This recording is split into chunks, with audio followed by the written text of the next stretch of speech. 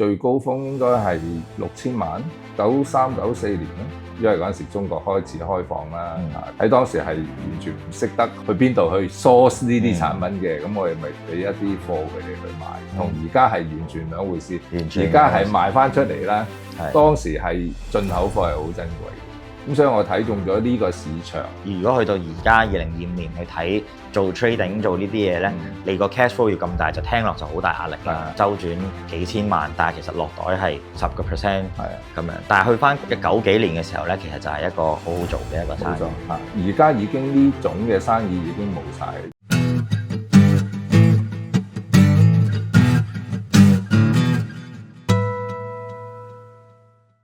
Hello， 歡迎收睇點子創業，我係 Ariel。咁咧，我哋每一集都會邀請一個創業者講關於佢自己嘅創業故事。咁今日我哋邀請到一個喺護膚品做咗好多年嘅一個大前輩阿 Raymond。Hello Raymond。Hello， 大家好。今日好多謝阿 Ariel 嘅邀請啦，我哋做呢個訪問啦。咁我叫 Raymond， 咁我今年咧就已經係70歲啦。咁而家已經退咗休，但係過緊一個退而不休嘅生活啦。咁我有我自己嘅品牌啦，舒敏儀呢個品牌係我而家係擺好多時間同埋精力去一路經營嘅品牌啦。即係其實我一開始認識 Raymond 嘅時候咧，都係完全估唔到你嘅年齡，即係嗰個體態啦、談吐啦各方面，其實完全係唔似70歲嘅人。咁我覺得遲啲咧再問下，即係點樣去保養啦，點樣去 keep 住啦咁樣。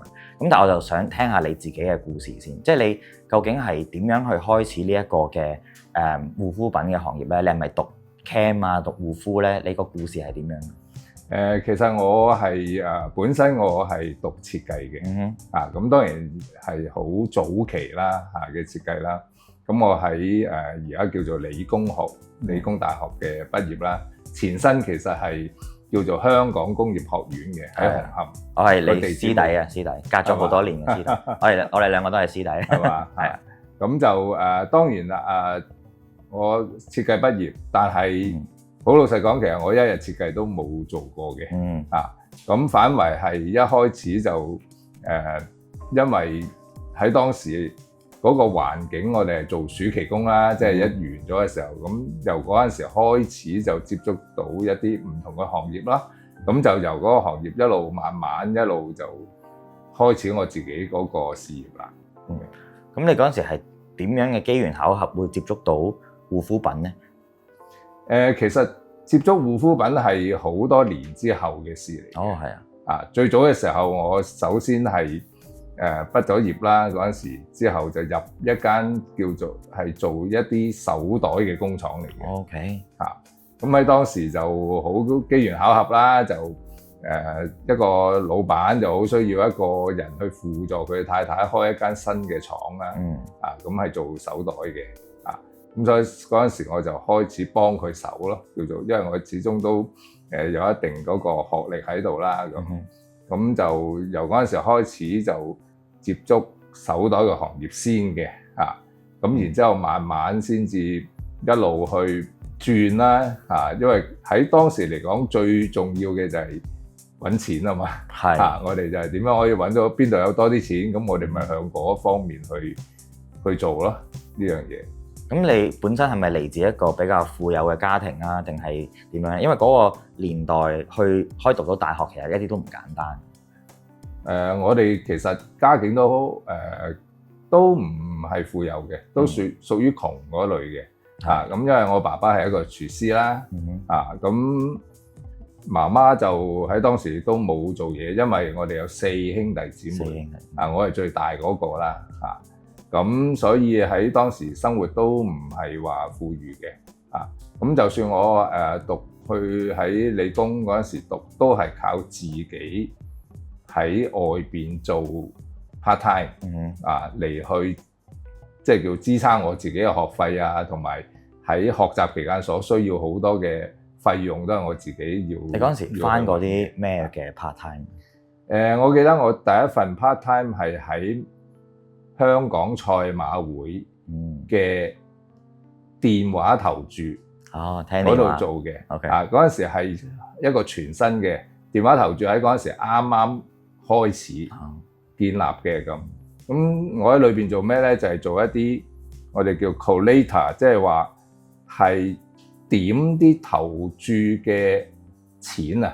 OK，嗰時係冇電腦唔發達嘅，咁就由啲接線生接受咗個電話投注之後咧，就寫成一張飛仔咁樣，而係我哋要計數，即係計數個總投注額，譬如邊一隻幾多號碼係投注咗幾多錢，唔同嘅獨贏啊、位置啊諸如此類。我今日計得好快啊，即係你半個鐘跑一場，半個鐘跑一場，你咪係咁計。係啊。咁所以而家我嘅心算其實係快嘅因為嗰陣時係要靠一路 flip 住嗰啲，你就一路要記啊10蚊啊、20蚊啊、100蚊啊咁樣樣咯咁你仲有冇除咗馬會之外，仲有冇做過啲咩嘅 part time？ 冇，基本上係馬會，因為嗰陣時佢俾到我一個好穩定嘅 part time 嘅收入。因為佢每一個禮拜係跑2日馬啦，有夜馬有日馬啦。咁之前嘅一日你就要翻去，因為前一日已經有人投注㗎啦嘛，咁你已經開始要計數啦。咁基本上我喺當時嚟講，每一個禮拜係返4日工。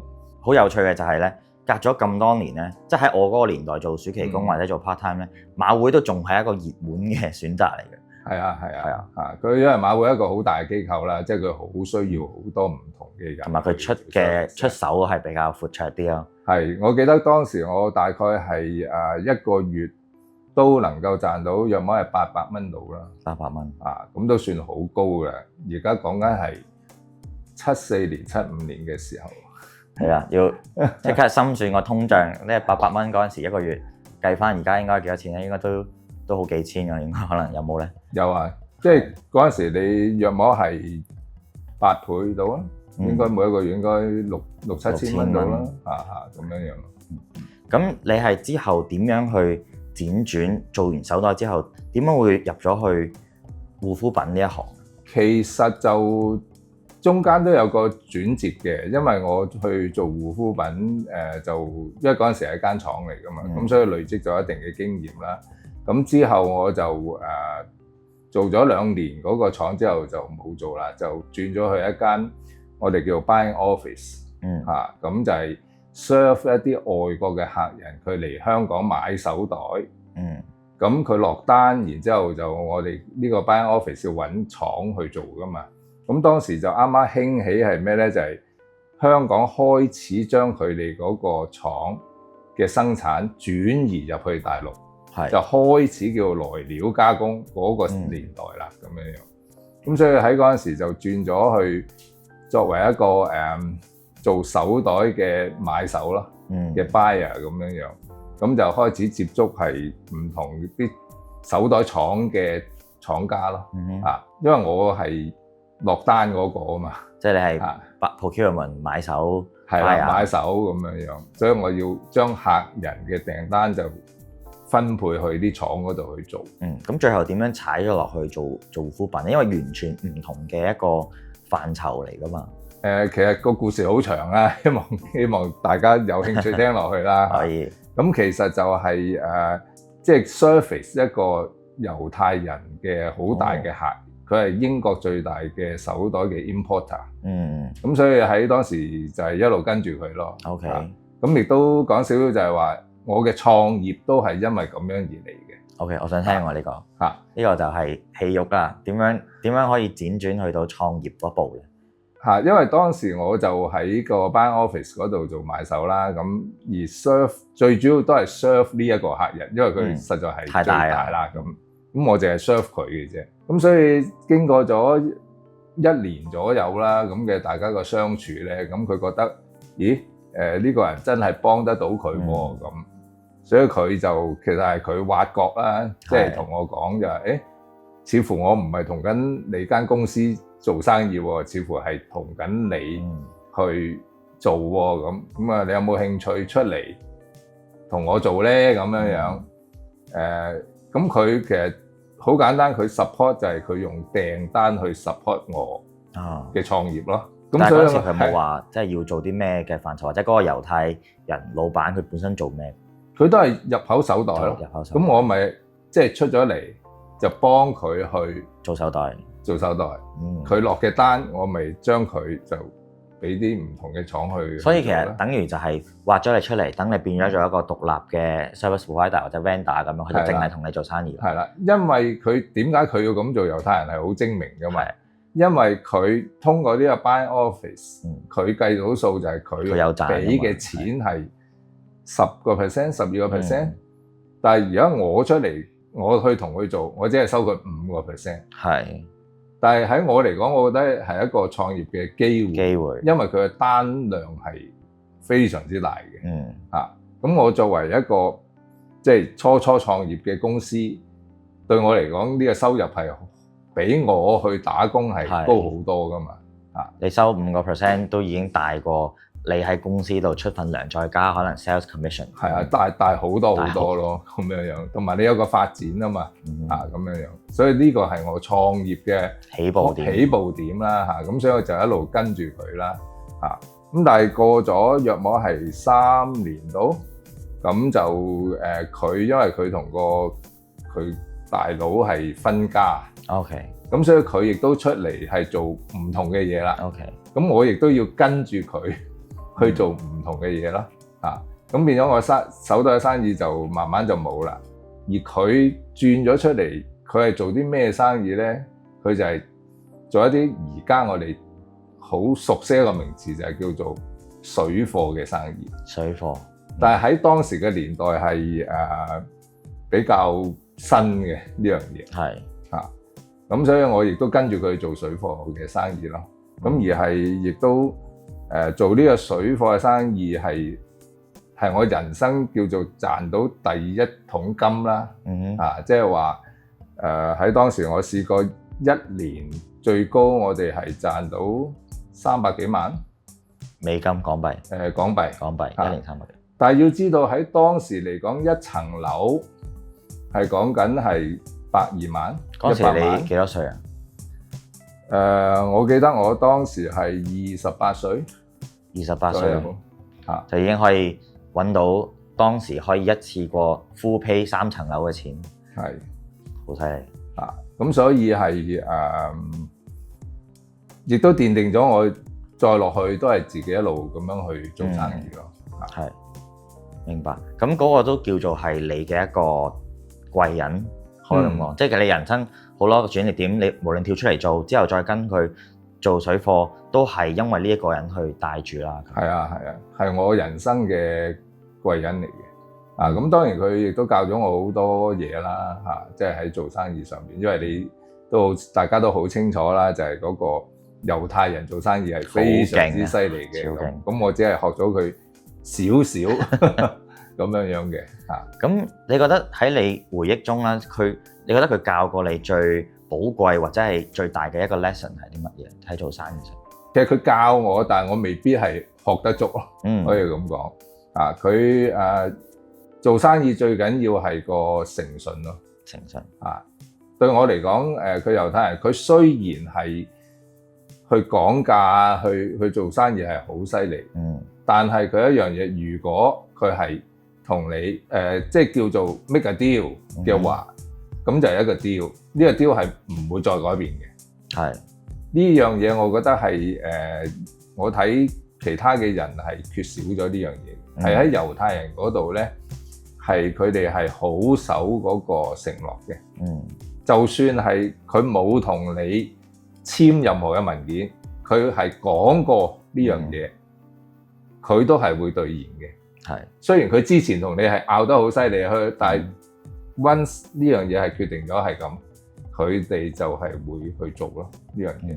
咁我覺得呢個係我喺佢哋身上學到最寶貴嘅嘢咯，就係一個人個誠信嘅係佢最重要嘅。因為誠信就係跟你一世，冇錯。你無論轉任何嘅嘢，大家都係認得你個樣，知道你個人係點樣。一個唔可信嘅商人係好難同人，即係好難人哋會同佢合作。係啊。咁咧就再落去啦。咁你做水貨之後啦，都仲未入到去，點解會做咗護膚品喎？咁係點樣轉折做到護膚品？做水貨嘅通常都會牽涉到唔同嘅產品啦嚇。咁當時都做水貨其中一個比較熱門嘅嘢就係護膚品同香水。係，即係其實係外國入嚟香港啊，定係經香港返大陸啊咁？水貨嘅制度就係個貨物點解會平過正常，即係我哋叫行貨嘅咧，就係因為當嗰個廠家或者個品牌商佢將啲貨賣出嚟嘅時候，佢一定係要賣俾一啲代理或者經銷，咁佢哋中間一定有個差價俾佢哋嘅。係。咁而當一啲代理係摘得貨太多嘅時候，佢會將自己嗰個利潤壓到好少，就將嗰啲貨即係叫賣翻出嚟去套現。係 instead of 佢係喺個正常嘅零售嘅渠道、或者批發嘅渠道嗰度去銷售。咁所以水貨嘅意思就係中間有個差價咯。咁樣所以先至會形成呢個水貨嘅行業嘅流通。咁所以我理解就係咪你幫一啲囤得太貨嘅行貨商人，其實係去用咗第二個門面個渠道去幫佢散貨。係，因為會有一啲人係想賺取中間嘅利潤，所以佢去周圍去揾呢一個貨，而係個品牌商唔會直接賣俾佢嘅，因為有代理㗎嘛。係嚇。咁所以就會通過我哋啲中間商去同一啲代理去買咗返嚟，然之後就再賣俾啲人，再投放喺個市場嗰度賺錢。咁可能假設有一個正牌嘅官方嘅門店啦，咁一樽香水可能100蚊，佢來貨就50蚊。係咁，但係因為咧佢摘咗好多貨咧，佢就可能用60蚊就其實俾下面就俾你哋去接咗。咁你哋就用水貨嘅渠道咧，就可能係85蚊、75蚊就叫做水貨，就放咗上市場度。咁一來就唔會打擊到佢官方嘅門面，即係佢唔使減價啦咁樣，而亦都係可以去咁一啲貨。冇錯，明白。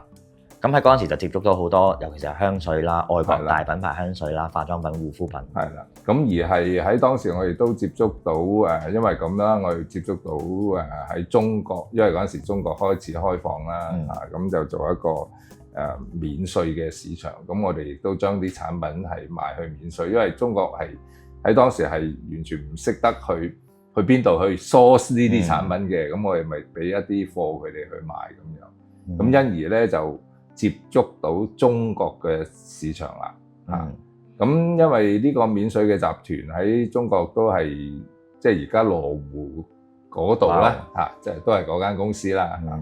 咁佢哋就除咗係喺免稅喺邊界嗰度有店之外，佢喺市中心其實都係有店嘅，但係佢哋嗰啲店就唔係免稅嘅，就係一啲普通嘅店。咁佢哋都係需要一啲產品去賣啦，喺當時嚟講啊，同而家係完全兩回事。而家係賣翻出嚟啦，當時係好珍貴嘅，入去嘅嘢進口貨係好珍貴嘅。咁所以我睇中咗呢個市場，就開始代理一啲美國嘅產品入去。最早嘅時候係一個頭髮嘅用品，OK，即係而家啲噴髮膠啊、gel 啊嗰啲咁樣開始嘅。咁然之後，我慢慢先至入咗中國市場，先轉做係護膚品咁樣。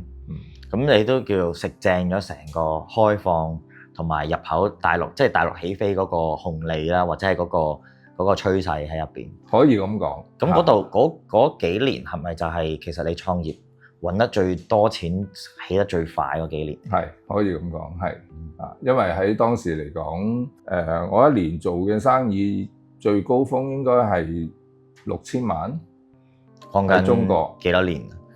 嗰陣時係93、94年啦，哇左右啦，嗰陣時已經係過千萬嘅生意，係啊，非常之厲害。因為嗰陣時我喺全中國都有經銷商啦，有代理商啦咁樣，而亦都喺中國設咗個廠喺東莞嗰度。但係做水貨嗰個毛利會唔會好低？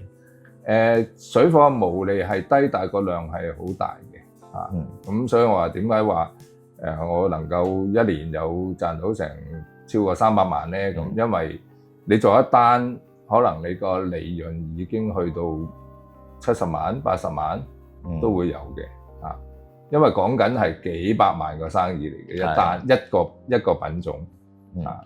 即係我諗如果去到而家2025年去睇做 trading 做呢啲嘢咧，你個 cash flow 要咁大，就聽落就好大壓力啦。即係話我要周轉幾千萬，但係其實落袋係可能5至10% 咁樣。但係去翻嗰個19幾年嘅時候咧，其實就係一個好好做嘅一個生意。冇錯嚇，而家已經呢種嘅生意已經冇晒，因為通過互聯網啊各方面嗰個資訊已經係好透明嘅。喺嗰陣時你諗下，我哋嗰陣時都仲係用緊叫做電報機啊，可能都好鏡頭前嘅朋友都未聽過咩叫電報機咧咁樣啊。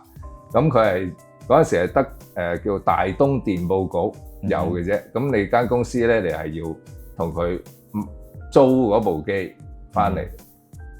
咁你同外國嘅通訊，因為打長途電話係好貴噶嘛，你冇可能咁做噶嘛。嗰陣時係連 fax 機都未有嘅，我哋嗰個年代。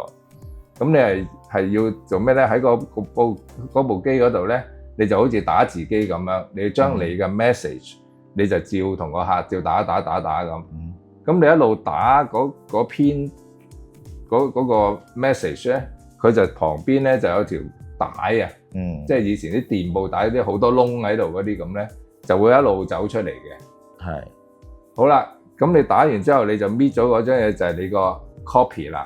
咁然之後嗰條帶咧，你就喺佢個部機另外嗰度咧，就放入去，就撳個掣，佢就會一路 read。咁之後係咩咧？就係對方必須係亦都要有呢部機。個客，咁佢就會，因為你咁一路過嘅時候咧，即係你俾條帶要俾佢，佢就會變翻咗文字咁。條帶你只需要係喺部機嗰度放上去，佢就會自己行啦。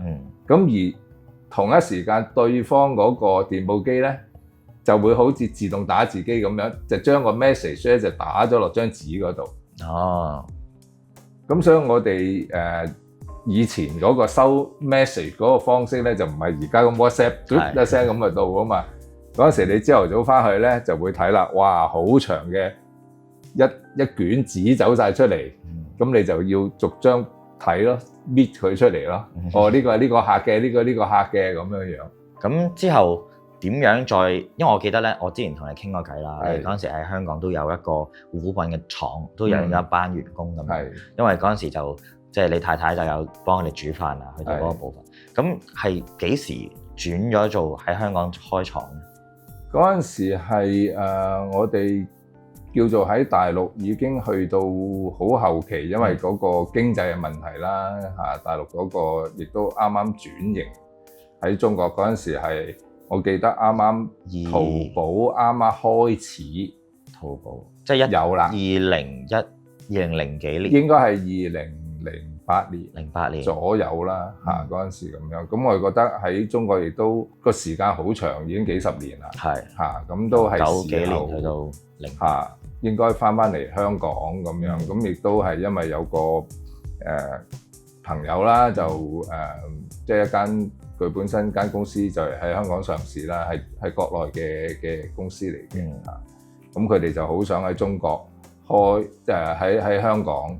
開一個廠嚟去做，咁所以大家就我覺得不如我都係時候翻香港啦咁樣咁就由2010年開始，咁就喺香港就由平地咁樣起一間廠咯。嗰時間廠喺邊度？喺粉嶺即係由買地，跟住就自己起廠。個地我哋都係租嘅，租地喺當時我哋因為唔肯定夠唔夠用。OK 嗰個廠，因為嗰陣時都諗住有啲發展嘅。咁嗰陣時主要個廠做嘅產品係啲乜嘢？就係做護膚品咁佢本身因為個品牌係做開呢個礦泉水嘅，OK 係冰川礦泉水咁所以就佢想係除咗飲用嘅水之外，原來個冰川水係做護膚品係非常之好嘅喎，咁樣咁所以因為我哋有幾十年嗰個做呢一類型啦，即係護膚品經驗啦，包括係生產啊、銷售啊各方面，咁所以就大家可以合作去做呢樣嘢。呢個位就想請教下，即係可能我或者係睇緊嘅觀眾都未必好明，即係其實成個護膚品行業佢個 landscape 係點樣嘅咧？即係我以我所知就係保濕啊、lotion 啊嗰類，但係其實仲有啲乜嘢？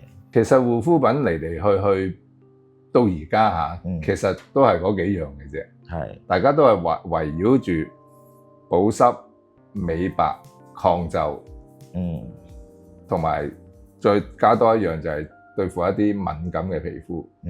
其實嚟去都到而家幾十年都冇走出呢啲範圍嘅，其實都係做緊呢樣嘢嘅啫。係啊，咁而你啱啱講嗰四大範疇入邊，邊一個嗰個 market 其實係最大？其實各有各嚇，譬如你話後生啲嘅年紀，咁佢就要係保濕啦為主啦。咁年紀到咁上下嘅時候，到大啦你就抗皺。中間嘅人就係話嗰節人就係美白。咁所以嚟去都係咁樣樣。明白。咁你喺嗰個廠度做咗幾多年？頭尾去到我退休係12年啦。12年嚇，12年都一個唔短嘅一個時間。係，因為當時翻嚟亦都覺得係一個對自己一個挑戰咯。因為點解咧？因為香港嘅所謂護膚品廠或者化妝品廠係10隻手指數得晒。係。係冇嘅呢個工業嚇，咁尤其是如果係一間叫做自己獨立廠房啦，即係好似外國嗰啲一座座咁嘅，更加係完全冇嘅。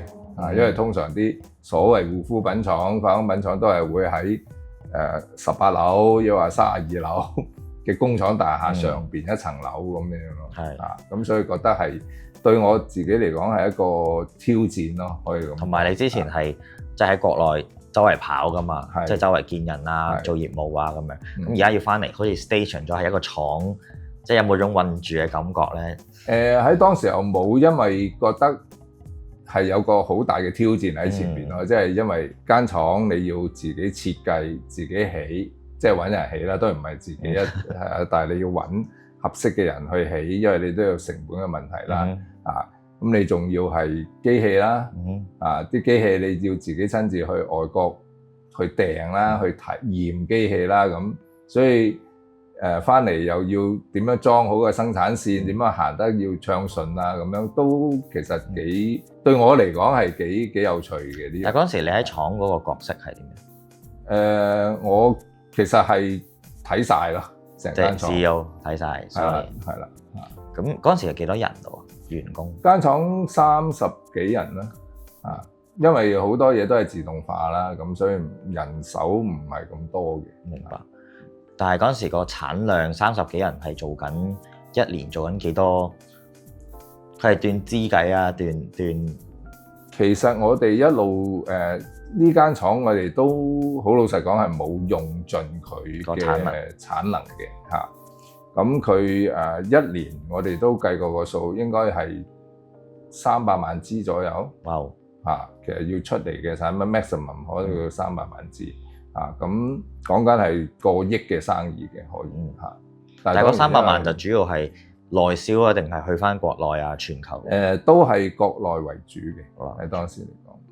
咁但係我始終都未曾試過係打爆，真係打爆咯，即係最多都係100零萬，咁樣樣咯，有少少可惜嘅。但係你啱啱你講緊300萬打爆就過億啦，咁所以其實你而家1/3都講緊可能3-4千萬一年嘅一個 revenue 係做得到嘅，呢樣嘢做得到嘅。咁我想請教下關於管理上面啊，即係我嚟學嘢，即係你喺管理30幾個員工嘅時候咧，有冇啲乜嘢嘅巧妙或者技巧喺入邊？當然你管理幾廿人同管理幾百人或者幾千人完全係兩個概念啦嚇。咁所以人少有人少嘅管理方法嚇。咁喺我哋嚟講，喺當時我哋個管理模式就係好似大家家人咁樣樣嚇，會做多啲關顧嘅嘢多啲嚇。即係你會俾佢感覺得到，以為好似我哋每一日你嘅員工翻嚟，都係好似翻屋企咁樣，即係佢有個歸屬感係最緊要，我認為。係啦，點樣營造呢個歸屬感咧？好多方面啦，即係呢個都係要由你自己個人嘅出發啦嚇，即係你唔好每一日你見到佢哋，你唔好高高在上啊，咁你好似好即係同佢哋係好友善啦，即係呢個佢係會感覺得到出嚟啦嚇。咁譬如話我太太就仲更加比較 extreme 啲啦嚇，佢能夠係每個禮拜五就親自下廚煮餸俾30幾人去食，咁所以所有員工都知道㗎啦。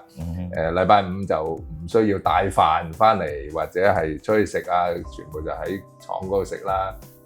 咁整下亦都變咗有啲供應商，有啲朋友就點解約親都係盡量都係禮拜五嚟嘅咧？咁個都係11點幾嚟，咁佢以為原來可以食飯喎，一齊喎，好開心喎！見到你成工廠嘅人咁樣樣啦，即係你連 even 可能供應商啊，或者係啲合作伙伴都邀請埋一齊嚟食飯。係啊，我哋覺得都冇所謂㗎，咁好好啊呢個。咁所以變咗啲工人都見到，佢原來嗰個供應商嗰個做紙箱嘅喎，嗰個做樽嗰個，咁佢都一齊食喎，咁都同我哋啲工人打成一片啦。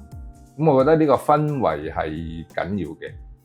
咁當然都同你管理幾百人、幾千人係完全唔同啦。嗰陣時你就好難去做到呢一樣嘢啦。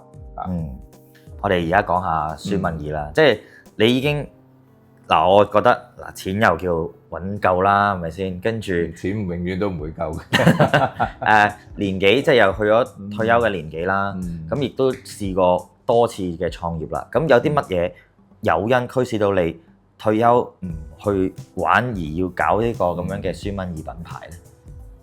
我記得其實係孫敏儀呢個產品其實係由一間 NGO 啟發我去，即係發展呢個孫敏儀嘅嚇。因為喺當時疫情嘅期間咧，我哋嗰個廠亦都有生產口罩，係同一間 NGO 合作嘅，嗰個叫信義會啊。咁佢喺香港都係一間好大嘅 NGO 機構啦，包括佢手下邊有好多學校啊、教會啊、老人院啊，同埋做一啲好多社區嘅服務嘅嚇。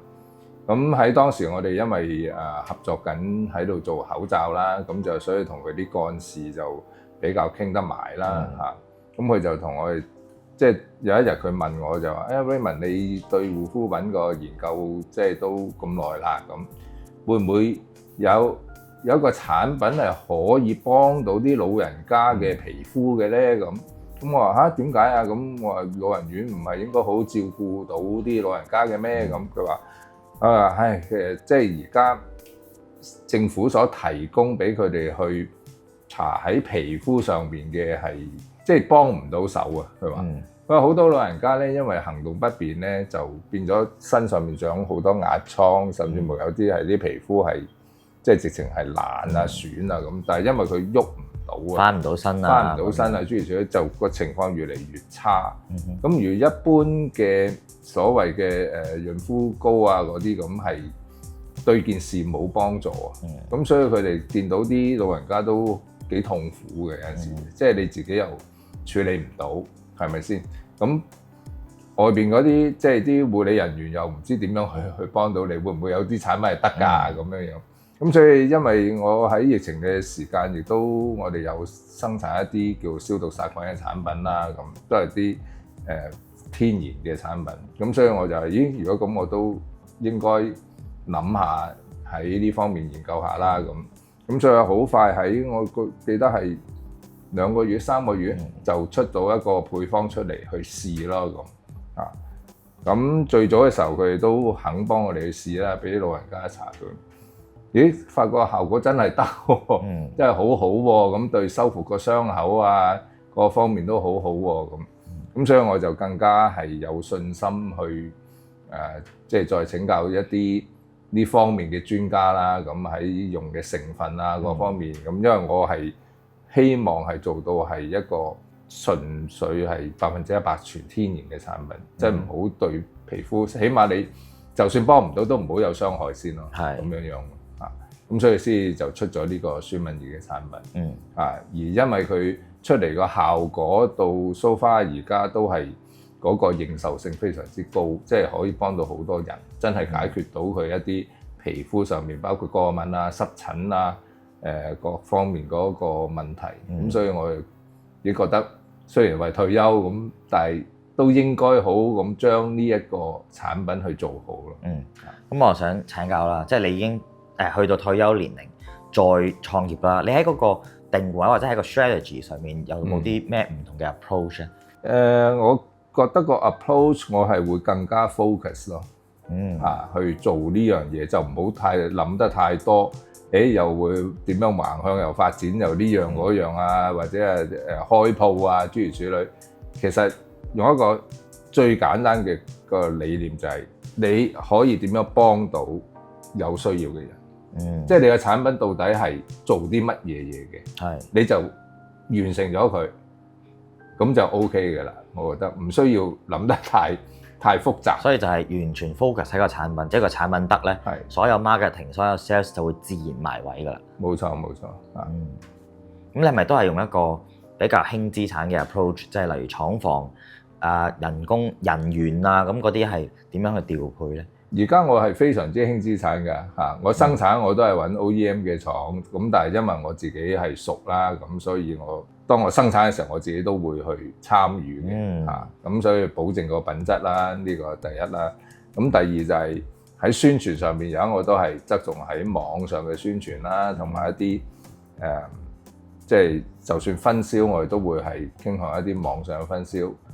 或者係一啲好專業嘅地方去分銷我嘅產品，咁所以唔牽涉到太多人咯，甚至乎我啲 marketing 啊各方面我都 outsource 去出邊，我自己唔使養人，我覺得而家做生意都尤其是咁嘅經濟環境，都係用輕資產，盡量去減低自己嗰個人力嘅成本，係靠多啲科技嗰方面去傳遞你嘅信息，就應該足夠㗎啦，已經。如果有個機會咧，俾你翻到去同你20歲嘅自己去講一啲説話啦，即係帶住你而家嘅智慧同經驗，你會對當時嘅自己講啲咩？我覺得20歲，如果我係20歲啊，仲係20歲，我都會係。即係最緊要係你自己嗰個信念係最緊要咯，即係你堅定自己個信念，你認為嗰樣嘢係值得去做嘅，你就去做咯，因為你唔怕失敗，因為你有嘅係時間啦，你仲可以有機會去調整過嚟咯。咁所以如果大家創業要試嘅，就真係揸緊信念就試啦，因為你有本錢，亦都有可以失敗嘅成本。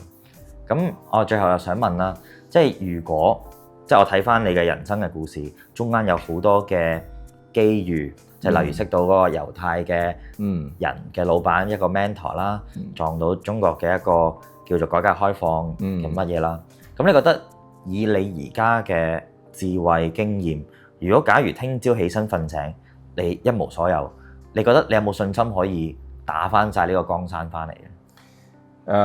時代唔同咗，真係嘅呢個嚇。你話真係翻到去以前咁，我覺得係難嘅嚇，但係亦都不至於餓死咯。即係我覺得係總係有可以生存落嚟啊！但係你能夠生存落嚟已經係好足夠㗎啦，呢樣嘢啊！你未必係咁容易去到好似以前咁，因為成個世界嗰個做嘢方法。你個科技嘅進步已經係唔同咗咯，但係我都認為唔係代表係冇嗰個機會，機會都係自己爭取咯，永遠都係自己爭取嘅，就正如而家有好多 AI 啦，好多 crypto 啦，嗰啲嘅嘢咧，其實係可以話係我哋而家後生嗰代嘅新嘅機會。冇錯，係啊。咁最後想問下，你係幾多歲嘅時候去成為一個即係千萬富翁咁樣？我應該喺當時35歲、36啦，35、36咁上下啦，非常之犀利。咁最後啦，即係如果鏡頭前面咧，我哋嘅觀眾同埋聽眾咧，都係一班即係可能係老闆啦，可能係啱啱想創業嘅朋友仔啦，你會有啲乜嘢嘅寄語或者一啲嘅説話去同佢哋講咧？